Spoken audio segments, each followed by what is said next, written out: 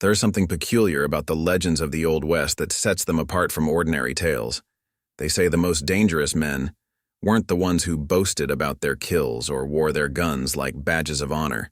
No, the deadliest were those who kept to themselves, men who'd rather pour you a drink than put a bullet in your chest. Tom Steadyhand. Wilson was one such legend, though nowadays few remember the true story of the humble bartender who became the whispered nightmare of every gunslinger from Texas to California.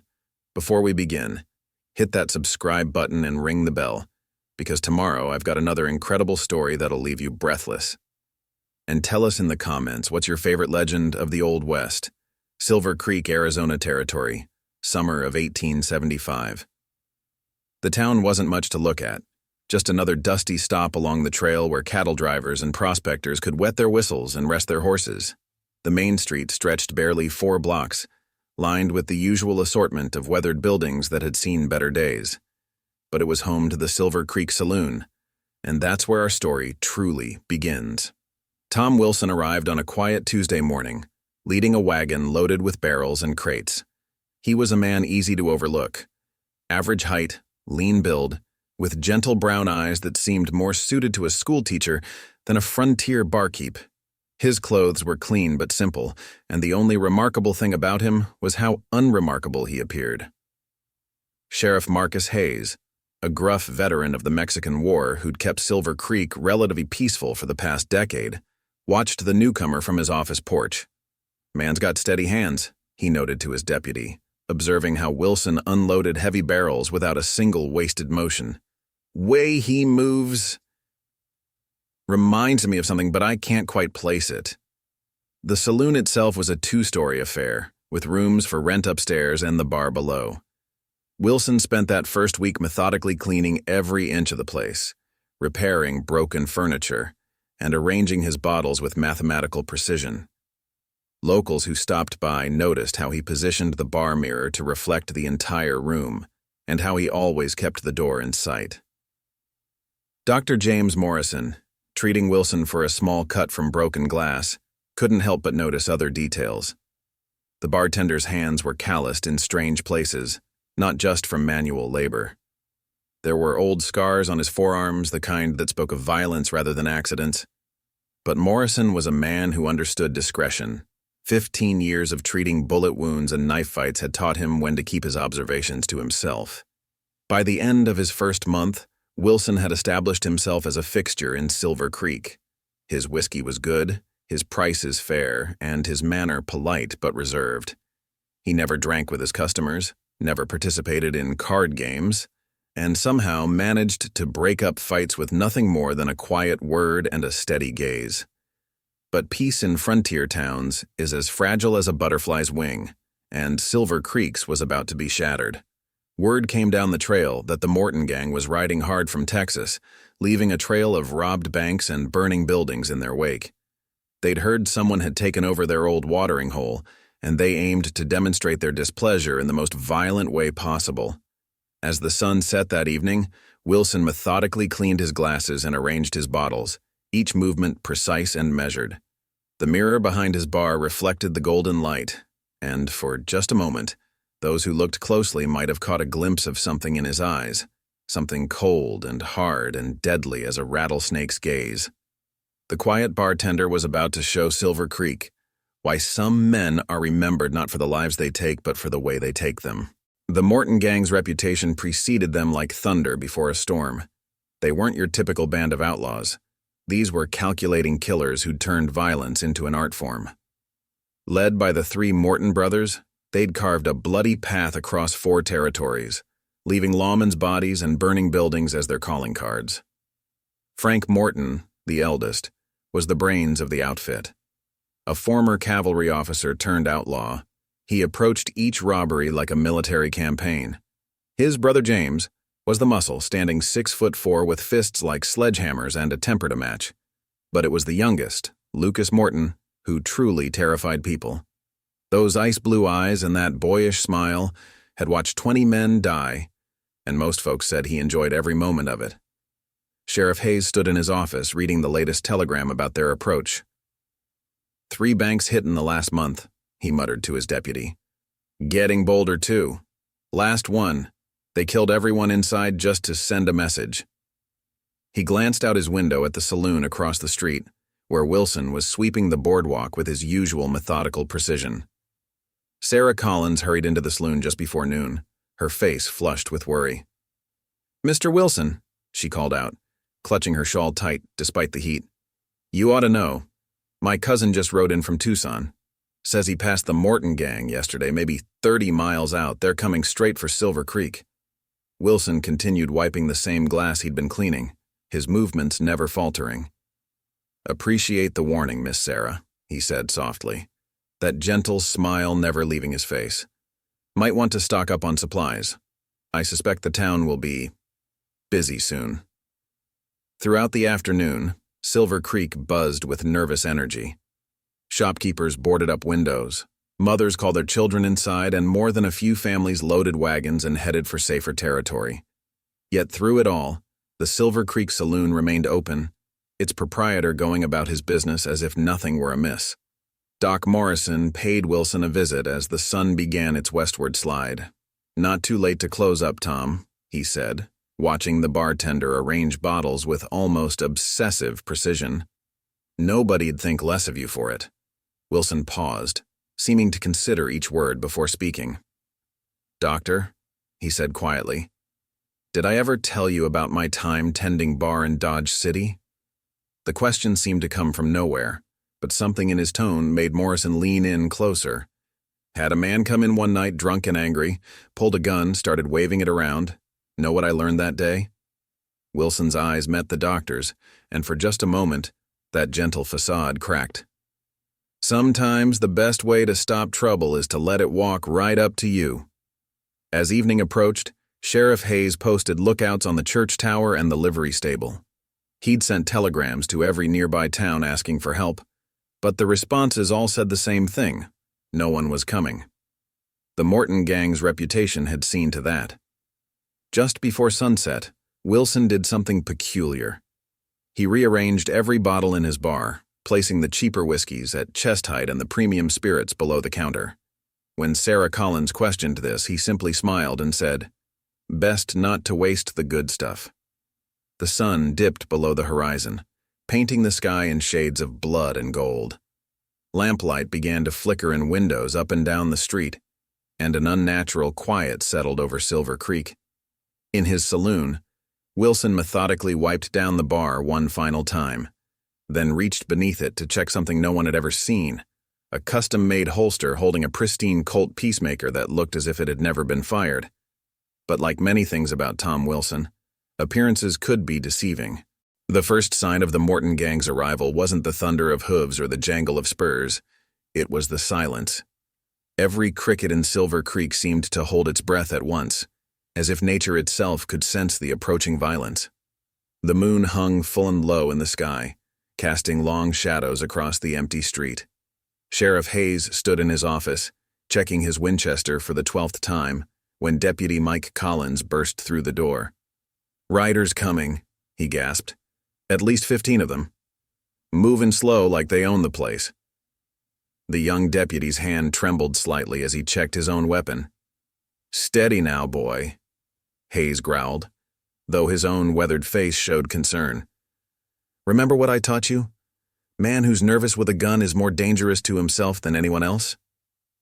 But his eyes kept drifting to the saloon across the street, where warm lamplight spilled onto the boardwalk and piano music drifted through the evening air. Inside the Silver Creek Saloon, Tom Wilson was serving drinks to the few patrons brave or foolish enough to remain. Old Jake Murphy, the prospector who'd struck silver twice and drunk away the profits both times, sat nursing his usual whiskey. Two traveling salesmen who'd arrived too late to leave sat huddled in a corner, trying to make themselves invisible. And at the piano, Mary Beth Cooper, the schoolteacher, played soft melodies that seemed to make the tension more bearable. "Might want to head home soon, Miss Cooper," Wilson suggested gently, his voice barely carrying over the piano notes. "Evening's fixing to get interesting." She nodded, understanding in her eyes, but her fingers never stopped moving across the keys. Some folks said later that her playing that night was the bravest thing they'd ever seen. The gang's arrival was deliberate, theatrical even. They rode in formation, 3 abreast with the Morton brothers in the lead. Frank Morton, his cavalry training evident in his posture, surveyed the town like a general assessing a battlefield. James, massive even on his sturdy horse, cracked his knuckles in anticipation. And young Lucas, that terrible smile already playing on his lips, toyed with the gold-plated revolver he'd taken off a dead marshal in Texas. "Evening, Sheriff," Frank called out, his voice carrying easily in the still night air. "Seems you've got someone using our property without permission." He gestured toward the saloon with exaggerated politeness. "Now, we could handle this civil-like, or we could do it the way that leaves your deputy there measuring folks for coffins. Your choice." Hayes stepped out onto his porch, Winchester held carefully at his side. "Town's changed, Morton. Saloon was sold legal and proper. Best ride on while you can." But everyone could hear the futility in his words. Law didn't mean much to men like the Mortons. "Changed, has it?" Lucas Morton's boyish laugh sent chills down spines. "Well, maybe we aim to change it back, starting with that fellow who thinks he can just walk in and take what's ours." Inside the saloon, Wilson continued serving drinks as if he couldn't hear the exchange outside. But those who watched closely noticed how he'd stopped wiping glasses, how his movements had become even more precise, more measured. The mirror behind the bar reflected his face, and for just a moment, something flickered in those gentle eyes, something that would have made even the Morton brothers pause had they seen it. Mary Beth's fingers finally stilled on the piano keys as heavy boot steps approached the saloon's swinging doors. Wilson turned to his remaining customers, his voice soft but carrying an authority that hadn't been there before. "Might want to step into the back room now, folks, and whatever you hear, best stay there till it's quiet again." The saloon's batwing doors creaked open, and 3 shadows fell across the threshold. The moment that would birth a legend had finally arrived, and Tom Wilson's carefully maintained facade was about to shatter like a mirror struck by lightning. The Morton brothers filled the doorway like storm clouds blocking the sun. Frank entered first, his spurs ringing against the wooden floor with military precision. James ducked his head to clear the doorframe, while Lucas sauntered in with his thumbs hooked in his gun belt, that unsettling smile still playing on his boyish face. The saloon fell silent as death itself. Even old Jake Murphy's hand froze halfway to his whiskey glass, his rheumy eyes darting between the newcomers and his familiar bartender. Wilson stood behind his bar, seemingly absorbed in arranging his glasses, each movement deliberate and unhurried. "Well, well," Frank Morton drawled, scanning the room with calculated intensity. "Place hasn't changed much?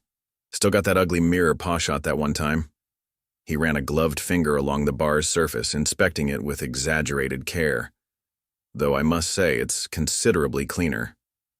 Wilson continued his work, barely glancing up. "Welcome to the Silver Creek Saloon, gentlemen. What's your pleasure?"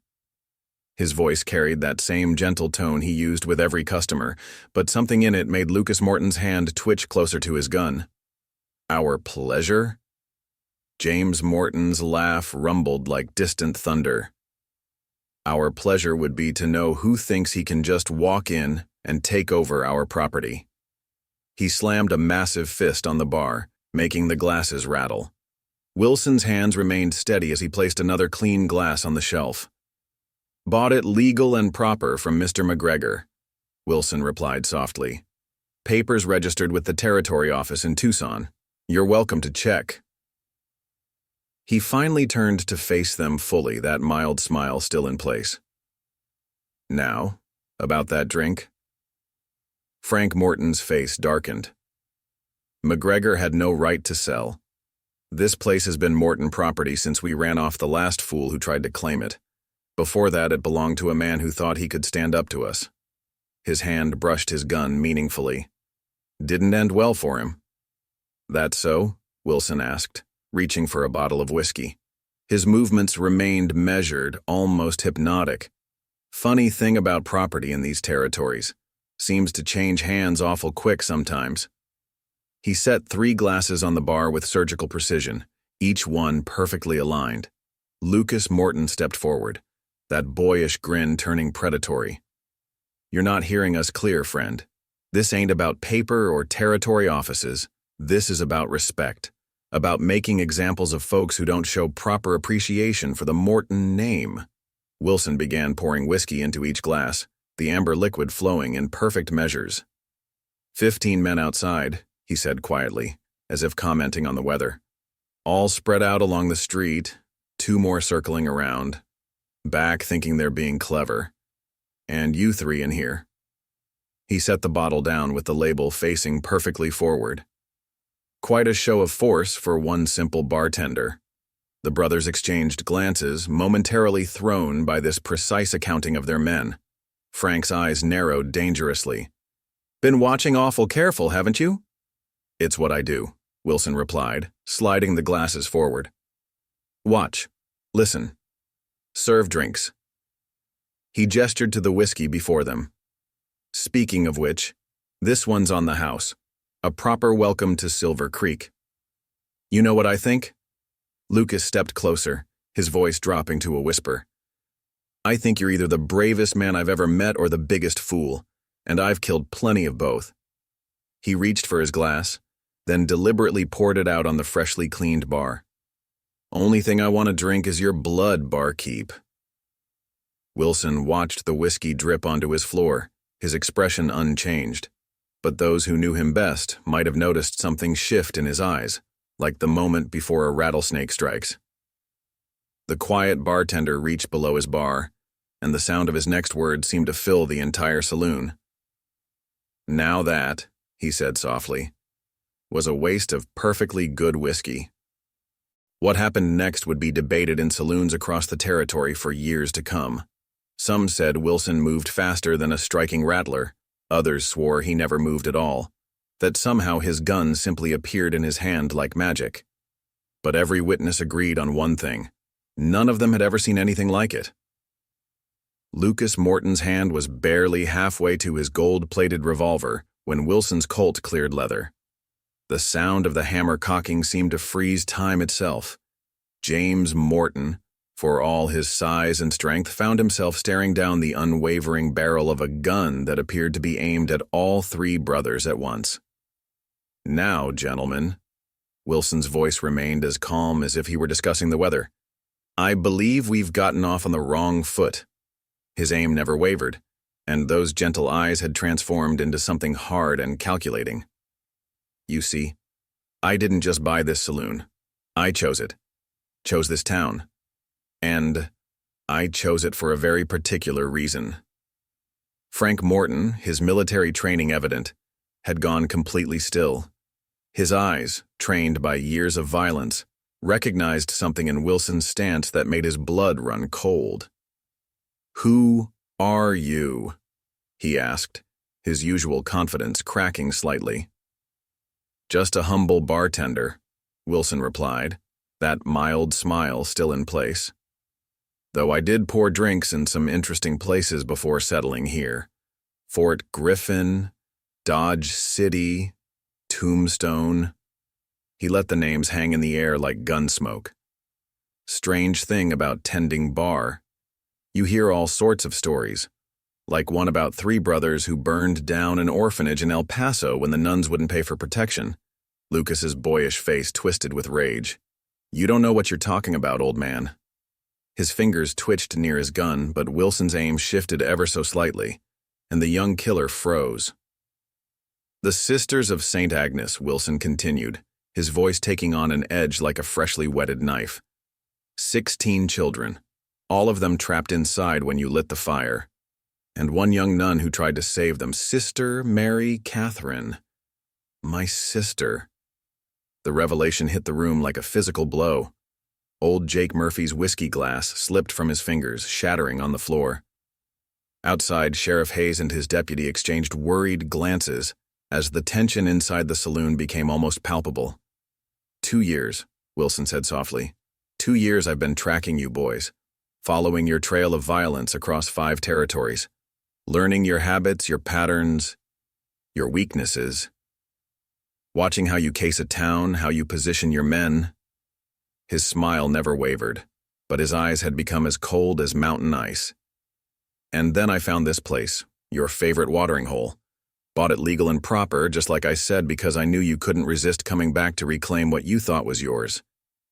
James Morton's massive hands had curled into fists, but he didn't dare move.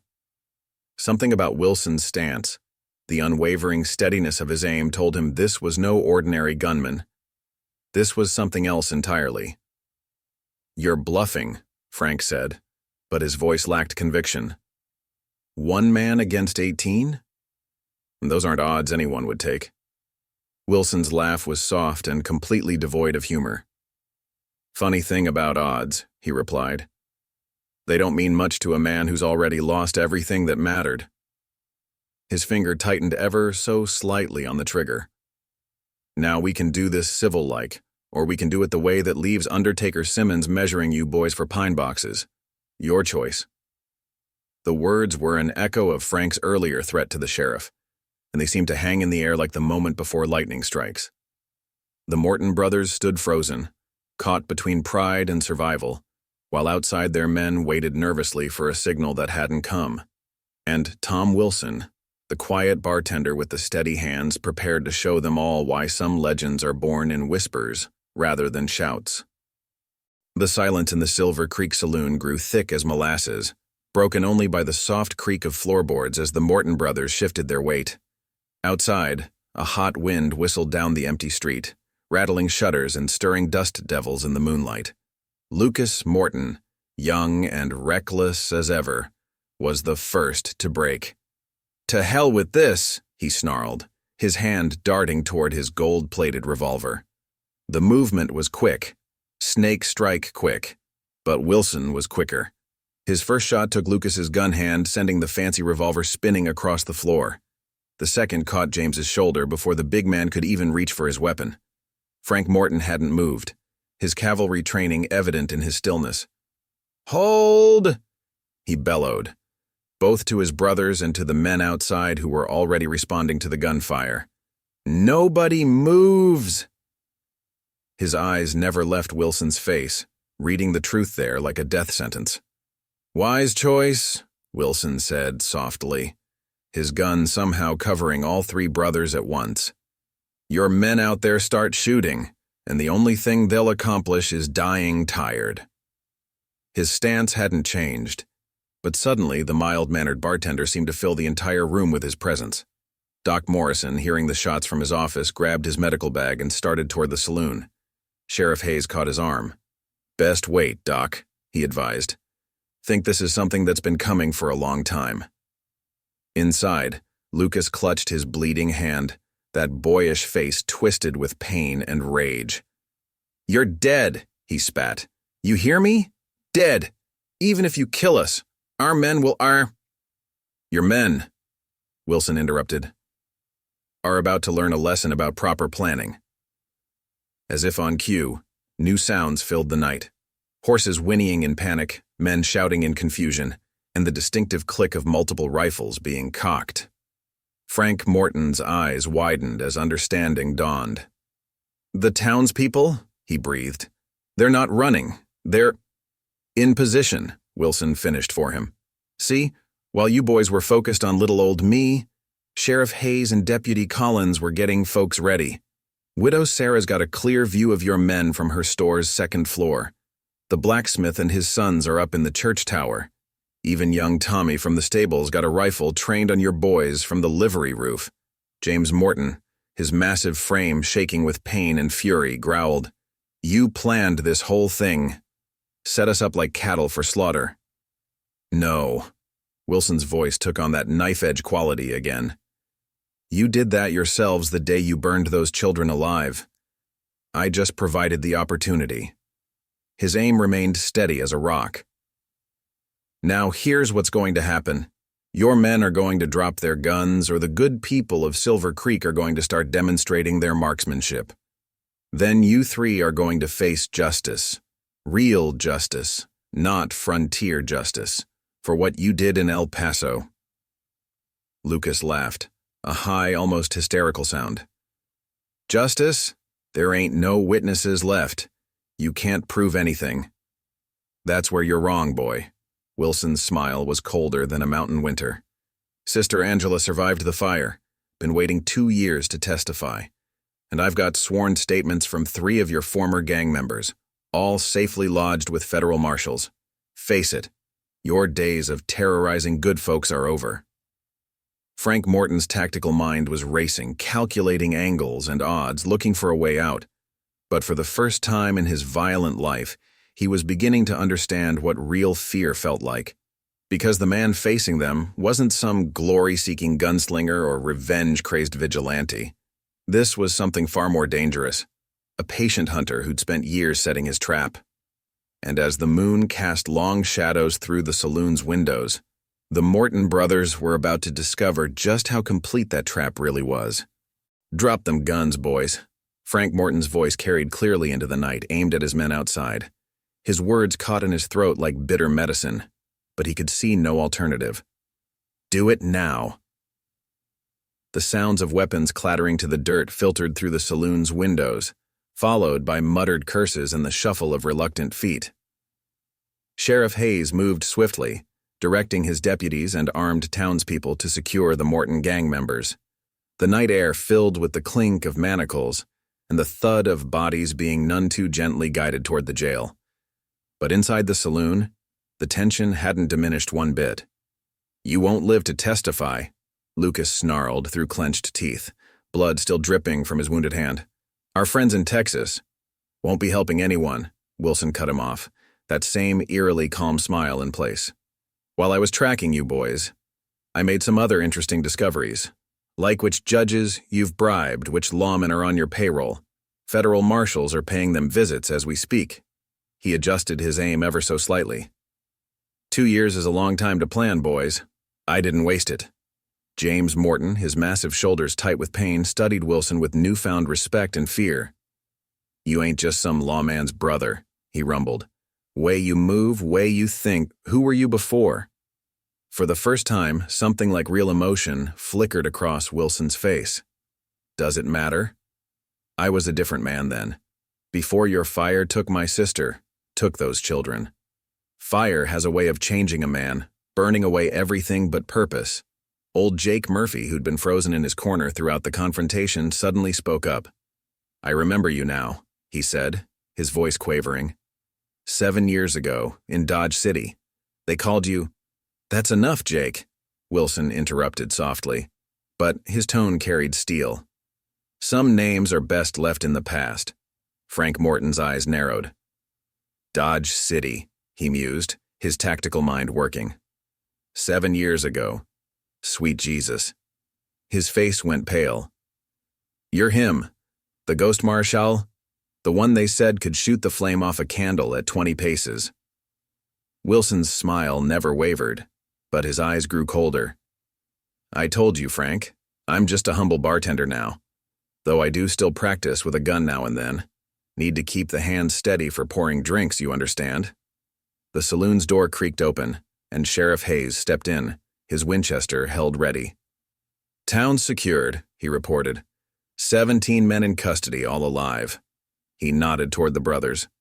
"Want me to take these 3 off your hands?" "Not just yet, Sheriff," Wilson replied. "Mr. Frank here was about to make a decision." His Colt hadn't moved an inch. "See, boys, here's your choice. You can try something foolish like your brother Lucas is thinking about right now and end up dead on my floor. Or you can walk out of here alive, face a judge, and tell the whole territory how the Morton gang was outsmarted by a simple bartender."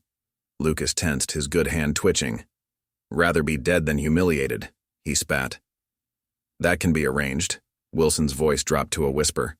"But consider this, dead men can't appeal their sentences. Dead men can't hope for prison breaks or pardons. Dead men just lie in unmarked graves, forgotten." His smile took on a predatory edge. "But alive? Alive, you get to remember this night. Remember how complete your defeat was. Remember how all your power, all your reputation, meant nothing in the end."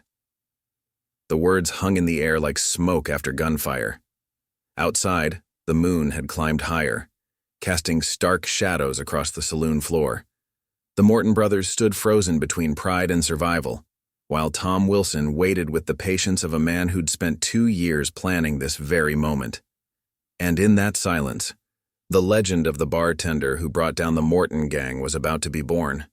Frank Morton's mind raced like a cornered wolf, searching for any escape.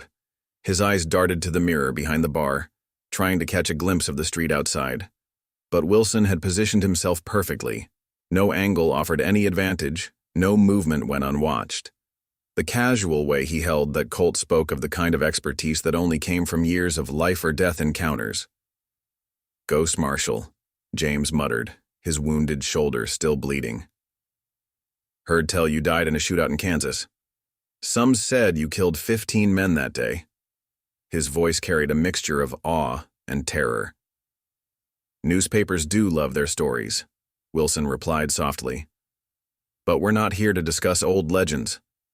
We're here about Sister Mary Catherine, about 16 children who never got to grow up." His voice remained gentle, but something in it made even the hardened killers flinch. "About justice that's been a long time coming." Lucas Morton, youngest and most reckless, had been slowly shifting his weight, preparing for one final, desperate move. But before he could act, Wilson spoke again. "The boy in the orphanage, Lucas. The one who tried to save his sister, remember him? He was maybe 12, burned his hands trying to pull her from the flames." Lucas froze, his face going pale. How could you know that?" "Because I found him." Wilson's eyes never left the young killer's face. "Spent 3 months tracking him down in Mexico. Poor boy couldn't sleep without screaming, couldn't look at fire without trembling. But he remembered you, remembered your laugh as you barred the doors." Sheriff Hayes watched the exchange silently, his Winchester ready. Outside, the town had gone quiet, everyone straining to hear what was happening in the saloon. Doc Morrison waited on the boardwalk, his medical bag ready, though whether for treating wounds or preparing bodies, he couldn't say. "You're lying," Lucas whispered, but his voice cracked. "Ain't no witnesses left. We made sure."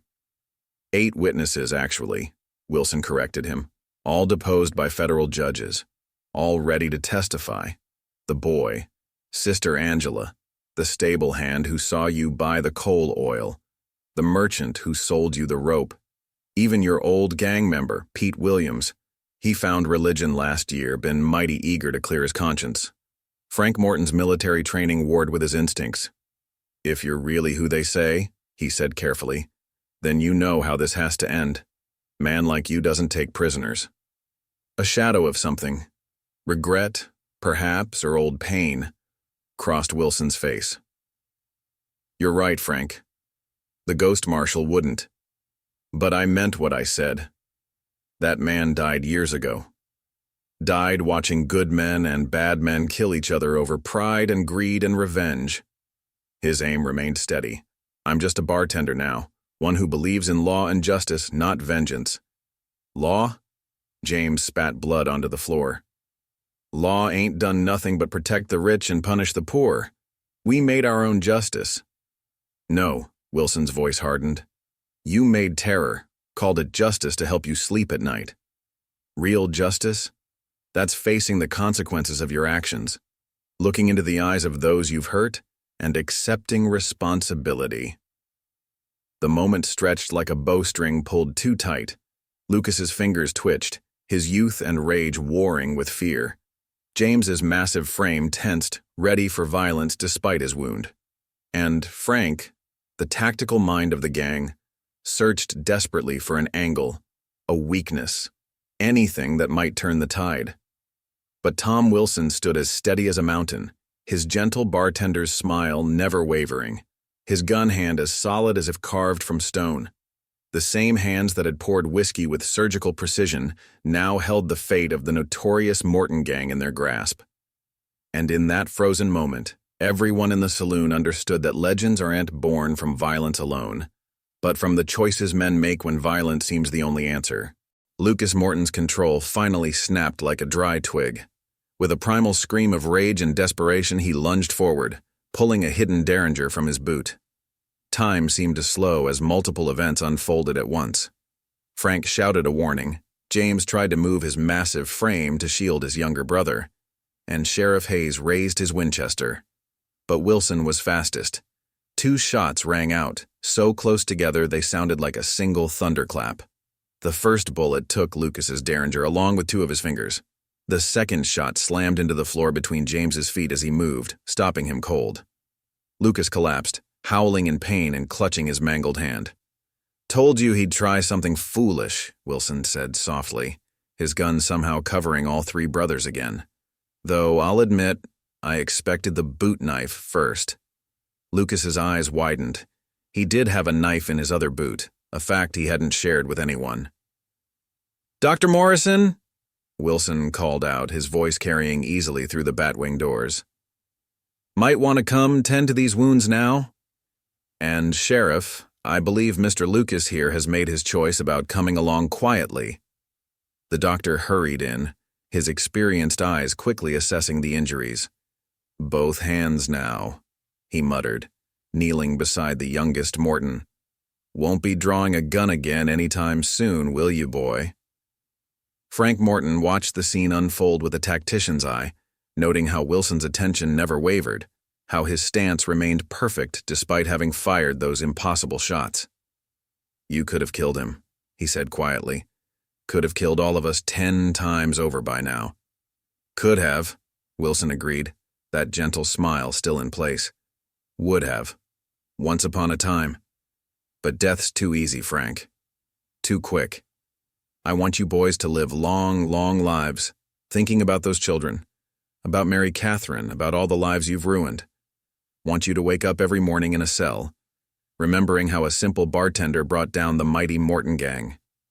James Morton, his own wound being tended by the doctor's assistant, growled, "Our men won't let us rot in prison, they'll—" "Your men," Sheriff Hayes interrupted, "are already singing like Sunday choir. Amazing what the prospect of a reduced sentence will do to loyalty." He stepped closer, Winchester ready. 3 of them have already signed full confessions, naming names, dates, places. The Morton gang is finished one way or another. Outside, the first hints of dawn were beginning to lighten the eastern sky. The townspeople had emerged from their hiding places, gathering in the street to watch history unfold. Sarah Collins stood on her store's porch, rifle still in hand, tears streaming down her face as she witnessed justice being served at last. "Time to make your choice, Frank," Wilson said quietly. "Your brother's pride has already cost him his gun hand. How much more are you willing to lose?" His eyes met the eldest Morton's, and in them Frank saw not the fury of vengeance, but something far more terrifying, the absolute certainty of a man who had planned for every contingency. Doc Morrison finished bandaging Lucas's hands and moved to check James's shoulder. The massive man sat slumped in defeat, his fearsome reputation shattered by a quiet bartender who hadn't even raised his voice. The sound of horses approached from the street, reinforcements finally arriving from the neighboring towns, hours too late to make a difference. Frank Morton, veteran of countless battles and architect of a dozen daring escapes, did something then that shocked everyone who knew him. He laughed. It started as a low chuckle and built into a full-throated roar that echoed through the saloon. 2 years, he gasped between laughs. 2 years you planned this. Bought the saloon, learned our patterns, turned our own tactics against us. Even got the town involved. He shook his head in admiration. Got to admit, Ghost Marshal, or whatever you're calling yourself these days, this might be the finest trap I've ever walked into. Wilson's smile never wavered, but his eyes held no mirth. "Oh, Frank," he said softly, "you have no idea how deep this trap really goes." Lucas Morton's control finally snapped like a dry twig. With a primal scream of rage and desperation, he lunged forward, pulling a hidden derringer from his boot. Time seemed to slow as multiple events unfolded at once. Frank shouted a warning. James tried to move his massive frame to shield his younger brother, and Sheriff Hayes raised his Winchester. But Wilson was fastest. 2 shots rang out, so close together they sounded like a single thunderclap. The first bullet took Lucas's derringer along with two of his fingers. The second shot slammed into the floor between James's feet as he moved, stopping him cold. Lucas collapsed, howling in pain and clutching his mangled hand. "Told you he'd try something foolish," Wilson said softly, his gun somehow covering all three brothers again. "Though I'll admit, I expected the boot knife first." Lucas's eyes widened. He did have a knife in his other boot, a fact he hadn't shared with anyone. "Dr. Morrison," Wilson called out, his voice carrying easily through the bat-wing doors. "Might want to come tend to these wounds now. And Sheriff, I believe Mr. Lucas here has made his choice about coming along quietly." The doctor hurried in, his experienced eyes quickly assessing the injuries. "Both hands now," he muttered, kneeling beside the youngest Morton. "Won't be drawing a gun again anytime soon, will you, boy?" Frank Morton watched the scene unfold with a tactician's eye, noting how Wilson's attention never wavered, how his stance remained perfect despite having fired those impossible shots. "You could have killed him," he said quietly. "Could have killed all of us 10 times over by now." "Could have," Wilson agreed, that gentle smile still in place. "Would have, once upon a time. But death's too easy, Frank. Too quick. I want you boys to live long, long lives, thinking about those children, about Mary Catherine, about all the lives you've ruined. Want you to wake up every morning in a cell remembering how a simple bartender brought down the mighty Morton gang." James Morton, his own wound being tended by the doctor's assistant, growled, "Our men won't let us rot in prison, they'll—" "Your men," Sheriff Hayes interrupted, "are already singing like Sunday choir. Amazing what the prospect of a reduced sentence will do to loyalty." He stepped closer, Winchester ready. 3 of them have already signed full confessions, naming names, dates, places. The Morton gang is finished, one way or another. Outside, the first hints of dawn were beginning to lighten the eastern sky. The townspeople had emerged from their hiding places, gathering in the street to watch history unfold. Sarah Collins stood on her store's porch, rifle still in hand, tears streaming down her face as she witnessed justice being served at last. "Time to make your choice, Frank," Wilson said quietly. "Your brother's pride has already cost him his gun hand. How much more are you willing to lose?" His eyes met the eldest Morton's, and in them Frank saw not the fury of vengeance but something far more terrifying, the absolute certainty of a man who had planned for every contingency. Doc Morrison finished bandaging Lucas's hands and moved to check James's shoulder. The massive man sat slumped in defeat, his fearsome reputation shattered by a quiet bartender who hadn't even raised his voice. The sound of horses approached from the street, reinforcements finally arriving from the neighboring towns hours too late to make a difference. Frank Morton, veteran of countless battles and architect of a dozen daring escapes, did something then that shocked everyone who knew him. He laughed. It started as a low chuckle and built into a full-throated roar that echoed through the saloon. 2 years, he gasped between laughs. 2 years you planned this. Bought the saloon, learned our patterns, turned our own tactics against us. Even got the town involved. He shook his head in admiration. Got to admit, Ghost Marshal, or whatever you're calling yourself these days, this might be the finest trap I've ever walked into. Wilson's smile never wavered, but his eyes held no mirth. "Oh, Frank," he said softly, "you have no idea how deep this trap really goes." Wilson moved behind his bar with the same methodical precision he'd shown every day for the past 2 years. His gun never wavered as he reached below the counter with his free hand, producing a dusty bottle that hadn't seen light in years. The label was faded, but the amber liquid inside glowed like captured sunlight in the early dawn. "Been saving this for a special occasion," he said softly, setting out 4 glasses with his characteristic exactness. 1851 Kentucky bourbon, the kind they don't make anymore. He began pouring with a steady hand, the amber liquid flowing like liquid gold. 4 glasses? Frank Morton asked, his tactical mind still working despite everything. "Planning to join us for a last drink, Ghost Marshal?" Before Wilson could answer, the saloon's door opened once more. A figure stepped inside, a woman in a black habit, her face bearing the scars of old burns. Lucas Morton's face went white as a sheet while James actually crossed himself, his massive frame trembling. "Sister Angela," Wilson said warmly, though his aim never wavered from the brothers. "Right on time." "Hello, Thomas," the nun replied softly, her eyes fixed on the Morton brothers. "So these are the men who murdered our Mary Catherine, who burned our children alive." Her voice carried no hatred, only an infinite sadness that seemed to fill the room. Frank Morton, veteran of countless battles, found himself unable to meet her gaze. "It was business," he whispered, but the words sounded hollow even to his own ears. "Business?" Sister Angela moved closer, her scarred face catching the morning light. "Let me tell you about business, Frank Morton. Every night for 2 years I've prayed for your souls, prayed that you might find the peace that you stole from those innocent children. Thomas wanted vengeance, wanted to hunt you down like the animals you are, but Mary Catherine, she would have wanted justice. Real justice." Wilson nodded toward the glasses. "That's why we're here, sister. Not just to end this, but to remember, to make sure the story gets told right."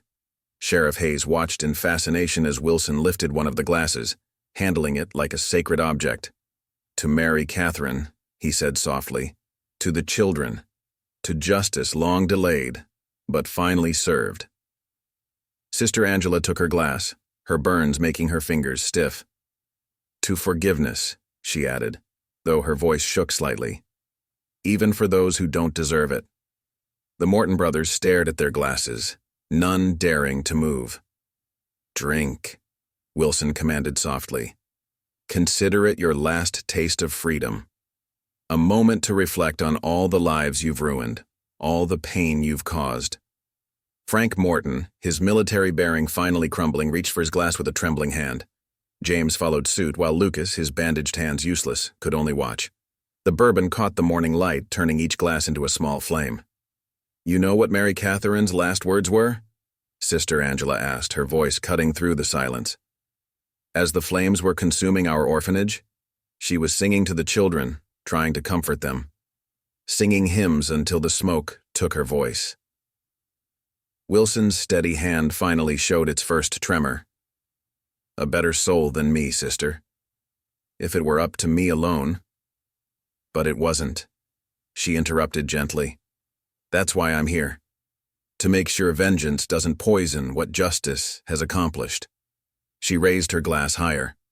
"To remember that even in our darkest moments, we must strive to be better than those who wrong us." The saloon fell silent, save for the soft crackle of the morning fire in the hearth. Outside, the town of Silver Creek was coming fully awake, its people emerging to face a new day, a new chapter in their history. But inside, time seemed frozen as two siblings, one a nun who'd chosen forgiveness, the other a lawman who'd chosen justice, prepared to close a chapter of tragedy that had begun in flames and would end in bourbon. The bourbon in Frank Morton's hand trembled slightly as he raised the glass. For the first time in his violent life, the hardened outlaw leader found himself unable to meet someone's eyes, not Wilson's steady gaze or Sister Angela's scarred face, but rather his own reflection in the bar mirror, distorted by the amber liquid in his glass. "You know," Wilson said softly, his gun still trained with unwavering precision. "There's something peculiar about serving drinks to men for 2 years. You learn their habits, their tells. Like how James always drinks with his left hand even though he's right-handed, or how Lucas tilts his head just so before he's about to do something rash." James Morton's massive shoulders tensed at these words, while Lucas, despite his bandaged hands, shifted uncomfortably. Frank's tactical mind was racing, trying to understand the sudden shift in conversation. "But you, Frank," Wilson continued, his voice taking on an edge like a freshly whetted knife, "you have the most interesting tell of all. Before every criminal endeavor, every act of violence, you'd come to this very bar and order 3 fingers of whiskey. Never 2, never 4. Always 3. Sister Angela moved closer to her brother, her habit rustling softly against the wooden floor. "Thomas," she said quietly, a warning in her voice. "It's all right, sister," Wilson assured her, though his eyes never left the Morton brothers. I'm just making conversation, sharing observations. Like how Frank would always hold his glass up to the light just like that before drinking. Checking for poison, I suspect. Old cavalry habit? Frank's hand froze mid-motion, the glass halfway to his lips. His face, already pale, went white as fresh fallen snow. "You wouldn't," he whispered. "Not with your own sister here. Not with all these witnesses." Wilson's smile remained gentle, but his eyes were cold as mountain ice. "Pour out the drinks, Frank. All of them. Right now." The eldest Morton's hand shook so badly that whiskey sloshed over the rim of his glass. "Sheriff Hayes," he called out, his voice cracking. "You're witnessing this. He's trying to—" "Trying to what?" Wilson interrupted softly.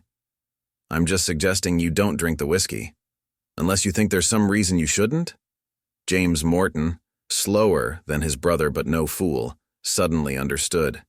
His good hand released his glass as if it had turned to fire, sending bourbon splashing across the bar. "Sweet Jesus," he breathed. "How many men?" "How many did we— 17, Wilson answered, his voice still terrifyingly calm. 17 men died in this saloon over the past 2 years, all of them known associates of the Morton gang, all of them found dead in their rooms upstairs or in alleys nearby. Natural causes, the coroner said. Heart failures, brain fevers. Bad luck, everyone thought. Sister Angela closed her eyes, a tear rolling down her scarred cheek. "Oh, Thomas," she whispered, what have you done?" "Nothing, sister," Wilson replied, that gentle smile never wavering. "I'm just a humble bartender who serves drinks. Not my fault if men with guilty consciences sometimes meet unfortunate ends, though I did find it interesting how many of them came here specifically to drink, called by urgent messages about meetings with the Morton gang."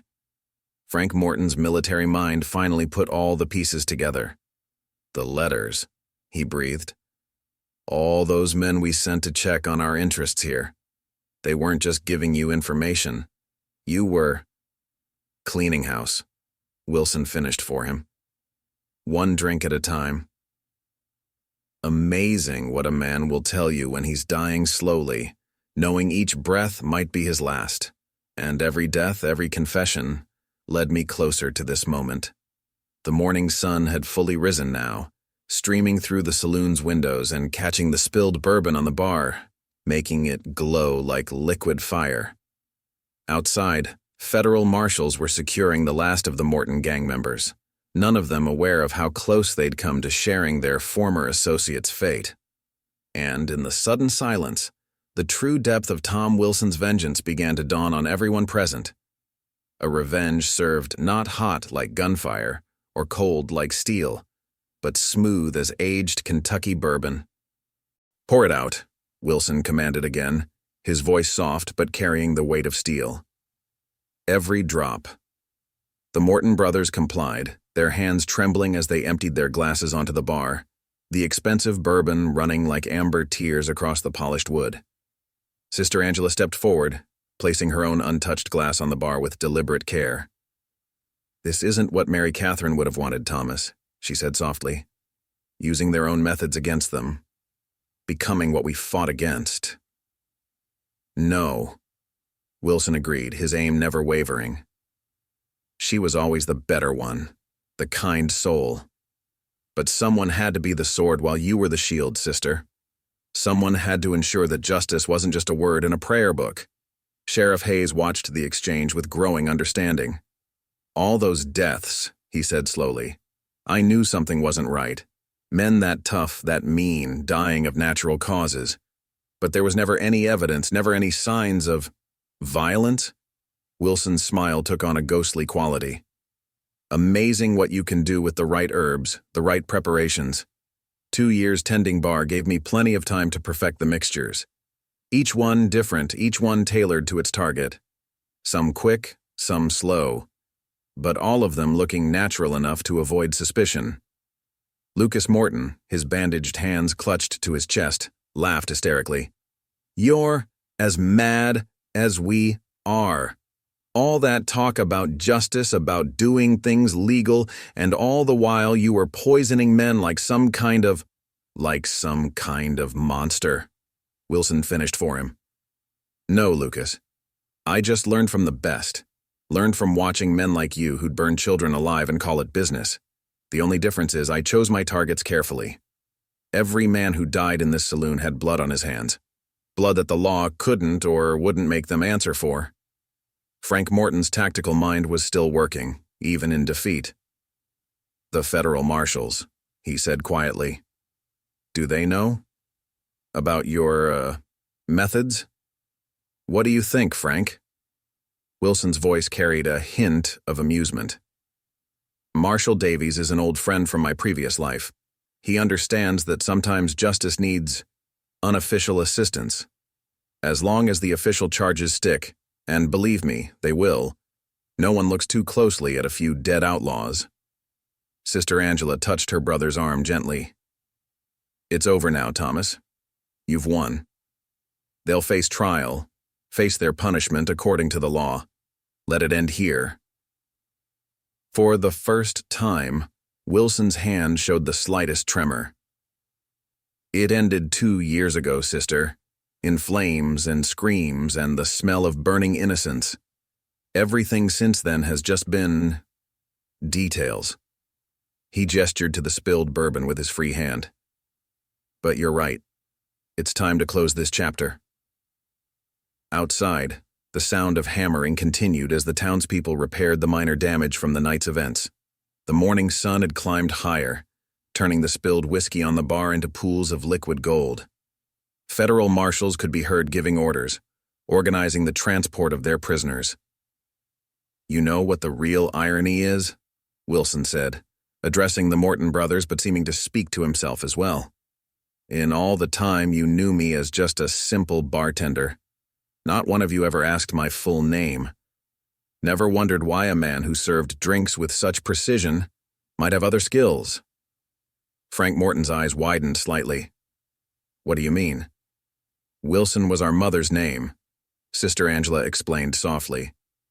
But Thomas and Mary Catherine, their father's name was Marshall. Thomas Marshall Wilson. She touched the cross at her neck. Sometimes God's justice works in mysterious ways. The revelation hung in the air like gunsmoke as the Morton brothers finally understood the full depth of their defeat. They hadn't just been outsmarted by a vengeful lawman or a clever bartender. They'd been undone by a man who had become both, and neither, in his quest for justice. The trial of the Morton brothers became the stuff of legend across the territories. Witnesses came from 4 states to testify, including Sister Angela, whose scarred face and unwavering testimony moved even the most hardened observers to tears. The evidence was overwhelming. Wilson's 2-year operation had gathered enough proof to hang the brothers 10 times over. But Thomas Marshall Wilson, the man they called the Ghost Marshal, never testified. By the time the federal courts convened, he had vanished like morning mist, leaving behind only his carefully maintained saloon and a letter for his sister. Some said he headed north to Dakota Territory. Sheriff Hayes would later tell curious visitors to Silver Creek. Others swore they saw him tending bar in San Francisco, but most folks reckon he found another gang of killers who needed justice, another town that needed a guardian angel who served whiskey with steady hands. The Silver Creek Saloon remained, though under new ownership. Sarah Collins bought it at auction, keeping everything exactly as Wilson had left it, from the strategically placed mirror to the precise arrangement of bottles. The only change was a small photograph hung behind the bar, showing a group of children and nuns in front of an orphanage. In the corner stood a young nun with Mary Catherine's gentle smile and a boy with Thomas's steady gaze. Frank Morton and his brothers disappeared into the prison system, their empire dismantled, their legend reduced to cautionary tales told in saloons across the frontier. But sometimes, on quiet nights, Frank would wake in his cell, sweating, having dreamed of gentle eyes and steady hands pouring drinks that brought slow, inevitable justice. Dr. Morrison kept his own counsel about the mysterious deaths that had occurred during Wilson's tenure, though he did begin paying closer attention to his medical texts about herbs and their effects. The knowledge, he decided, was better left unused, but not forgotten. A reminder that justice sometimes wore unexpected faces. The legend grew in the telling as legends do. Some said Wilson had been an angel of vengeance, others a devil of justice. The truth, as Sister Angela would sometimes say to those who asked, lay somewhere in between, in the story of a man who had learned to fight fire with whiskey and who had found a way to serve justice one drink at a time. The curious thing about Thomas, she would say, touching the burn scars on her face, was that he never lost his gentle nature, even after everything. He could have killed those men quickly, could have gunned them down the moment they walked into his saloon, but he chose a harder path, to be both sword and shield, to protect the innocent while punishing the guilty. Years later, travelers passing through frontier towns would sometimes notice a quiet bartender with steady hands and gentle eyes. They'd hear whispered stories about bad men who died peaceful deaths after drinking his whiskey, about outlaws who found themselves caught in traps years in the making. But by the time anyone thought to look closer, the bartender would be gone, leaving only perfectly clean glasses and precisely arranged bottles behind. Old Jake Murphy, who lived to be 93, would tell anyone who bought him a drink that he had been there the night the legend was born. "You want to know what kind of man he really was?" he'd say, holding his glass up to catch the light. He was the kind who could have killed those brothers 100 different ways, but chose to let the law take them instead. Because sometimes the hardest kind of justice isn't about killing, it's about making evil men live with what they've done. And so the legend of the Ghost Marshal lived on, not in stories of gunfights or showdowns, but in the tale of a humble bartender who proved that sometimes the deadliest weapon a man can carry isn't a gun or a knife, but patience, precision, and a steady hand pouring whiskey. If you enjoyed this incredible tale of justice and vengeance in the Old West, make sure to like, subscribe, and hit that notification bell. Join us next time for another amazing story from the pages of history that you won't hear anywhere else.